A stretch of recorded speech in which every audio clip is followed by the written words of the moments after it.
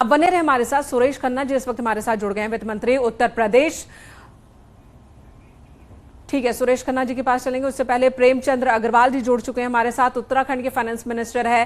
प्रेमचंद्र जी, एक बहुत बड़ा फैसला लिया गया है, इस फैसले की वजह, इस फैसले को लेकर असर बताइए जरा हमारे दर्शकों को। देखिए, मुझे ऐसा लगता है कि जिस प्रकार से 2000 के नोट को और अपने रिजर्व बैंक ने फैसला लिया है, मैं समझता हूं कि निश्चित रूप से आप समझ सकते हैं कि जिस प्रकार से काला धन के ऊपर एक प्रहार किया गया है, और मैं ये महसूस कर रहा हूं कि बहुत अच्छा निर्णय सरकार के द्वारा, भारतीय रिजर्व बैंक के द्वारा ये किया गया है, और आने वाले टाइम पे इसका एक दूरगामी परिणाम हमें देखने को मिलेगा। जी, पिछली बार सियासत खूब हुई थी, क्या इस बार सियासत ना हो इसलिए आरबीआई की ओर से ऐलान हुआ? देखिए, सियासतदान तो सियासत करेंगे, इसमें भी आप देखें कुछ ना कुछ उनकी तरफ से जरूर आएगा। लेकिन जब पिछली बार हुआ था तो उसका भी आप देखें, जितने भी चुनाव हुए उसमें कहीं से कहीं तक भी कोई ऐसा खिलाफ निर्णय जनता की तरफ से नहीं आया।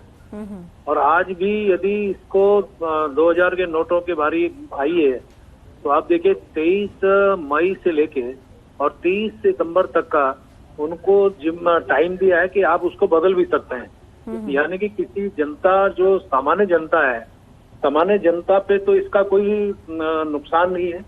सामान्य जनता जो आज जिसे 2000 के नोट के जिसके पास बहुत ज्यादा उनके पास नहीं होगा तो उसको बदलने में भी उसको वो दिक्कत नहीं है। तो ये जो जमाखोर हैं या इसको गलत ढंग से यूज करने वाले लोग हैं जी, जो ब्लैक मार्केटिंग करने वाले लोग हैं, या इस प्रकार के जो लोग हैं, हो सकता है उनको नुकसान हो, लेकिन आम जनता इससे खुश हो गई, ऐसा मेरा मानना है। नुकसान हो सकता है। और अगर हम इस पूरे प्रोसेस की बात करें, क्या ये प्रोसेस हम समझ सकते हैं कि पहले से ही शुरू हो गया था? 2019 से ही छपाई बंद हो गई थी 2000 के नोटों की, तो क्या पहले से ही इस तरह की बातें, क्योंकि हमने सुनी भी थी, खबरें भी आ रही थी, तो पहले से ही प्रोसेस चल रहा था इसका?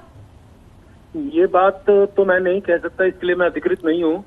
लेकिन ये मैं कह सकता हूँ कि आप देखिए कि जितना नोटों का छपान हुआ वो आज प्रचलन में नहीं था, चलन में नहीं था वो, तो वो पैसा गया कहाँ? इस विषय पे यदि निर्णय हुआ है तो ये बहुत अच्छा निर्णय और एक ठोस निर्णय रिजर्व बैंक के द्वारा किया गया है।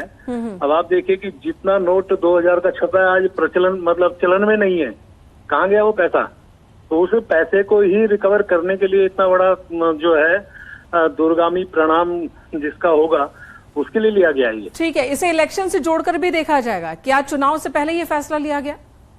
देखिए, कोई हर चीज को चुनाव से नहीं जोड़ना चाहिए।